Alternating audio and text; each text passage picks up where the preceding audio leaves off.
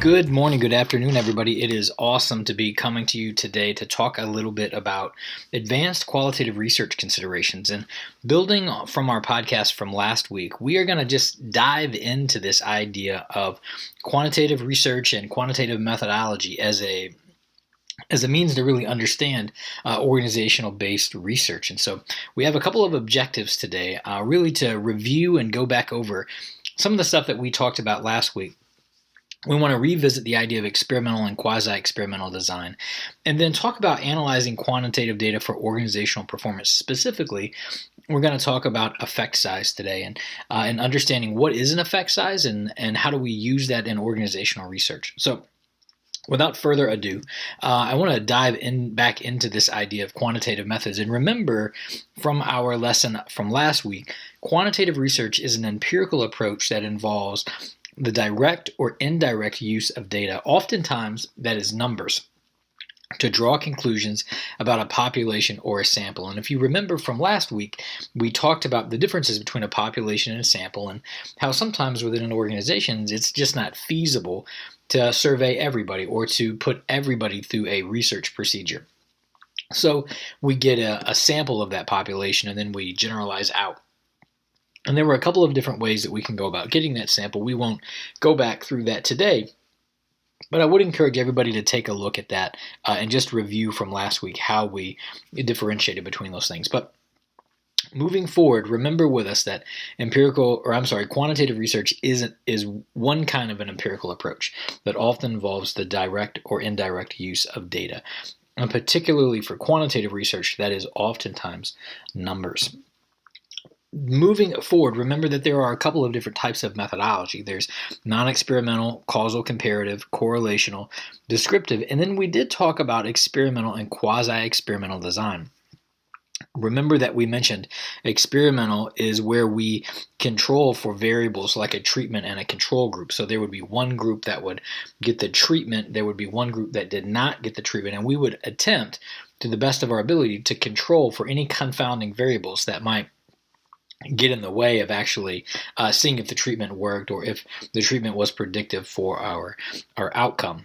Quasi-experimental is often used in organizations to do research because it's pretty laborious and time intensive and can be financially constraining to do pure experimental research.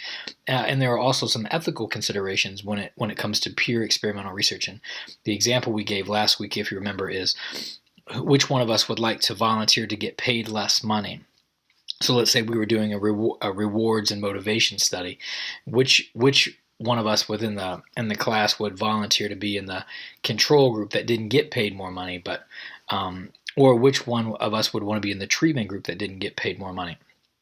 So sometimes experimental research can be a little tricky inside organizations, but quasi-experimental takes existing conditions such as an already pay-for-performance reward scale or some type of a treatment like an orientation program or some type of a training and development initiative, and we look at that in terms of its experimental design and using things that are already embedded within the organizations.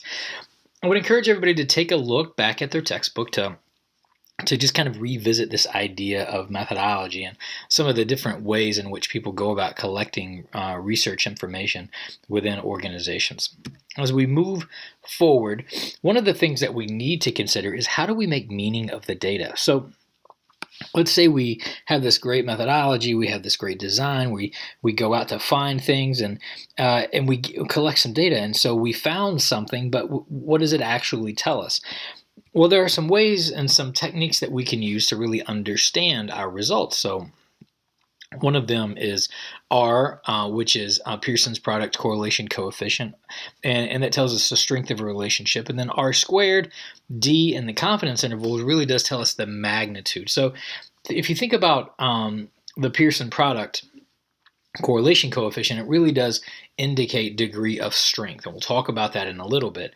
And the rest of these, R squared, Cohen's D, and then confidence intervals, really tells us the magnitude of that relationship. Take a look at our text and kind of dive back into that a little bit deeper to best understand how effect sizes are utilized. But again, we'll talk about this in a moment and give some examples about how effect sizes get used. But for now, just knowing that they're there and kind of what they do is enough information for the purposes of our conversation right now. If we move this forward, remember that we can talk a little bit about experimental and quasi-experimental design, and we can take a look specifically at pages 82 and 86 of our text. What's important to know here is that there are limitations depending on your design methodology around internal validity, external validity, frame of reference, and longitudinality. All four of these are explained within our text.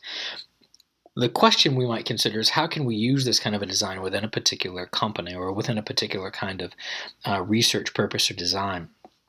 Knowing that experimental is sometimes laborious and outside the realm of a realistic cost framework, and quasi-experimental, it takes existing programs that are currently involved.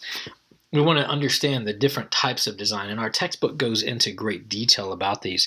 I'd encourage everybody to look deeply at our text to see exactly what they're talking about here and their application to research inside organizations.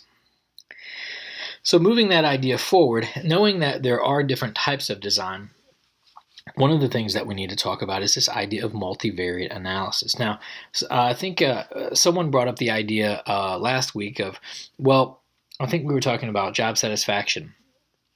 And we said, well, there are a couple of different things that can actually affect job satisfaction. It's not just one magic thing that controls for all of the different variations that of job satisfaction that one person might be able to feel. And so this really gets into the crux of multivariate analysis. I want to introduce that idea here, and then I want to move on into some other things. So the idea here is that we know that variable x, our independent variable on the left-hand side of our screen, variable a, as it was labeled previous weeks, does affect to some degree this idea of job satisfaction or the dependent. This is our kind of hypothesis, that there's something that has an influence on job satisfaction. Now, there could be a bunch of different things that we could put here. And if we were to make a list of these things, it actually might end up looking a little bit something like this, where there are a bunch of different factors that we think actually might affect someone's feeling of job satisfaction. So it could be their pay or their coworkers or a supportive supervisor or support for growth and development. It could be a bunch of different variables. And if we were to take a realistic picture of what are the things that actually affect job satisfaction, again, we would make quite a list. And we could actually, if we were to make a list as a class, we could think about all of the different things that affect this idea of job satisfaction. So I'm going to pause here. I want to come back and visit this as a standalone podcast and really kind of dig down deep into the idea of multivariate analysis. But for the purposes of this particular podcast, I think understanding that there are different types of design methodologies, particularly within quantitative design, that it's not just enough to know that we found something statistically significant, but we also need to know its effect size, and knowing that there are variables that can actually affect there are independent variables that can affect our dependent, and that oftentimes it's not just a relationship of one-to-one, but actually it's perhaps a combination of those variables. Within an organization, that's very important to know, because as we're looking to move the needle on some type of a performance outcome or turnover or some kind of very specific thing that's contextually sensitive to our organization, there are lots of things that actually influence human behavior. Knowing that going into a research study helps us to frame up and better understand what's going on. Until next time.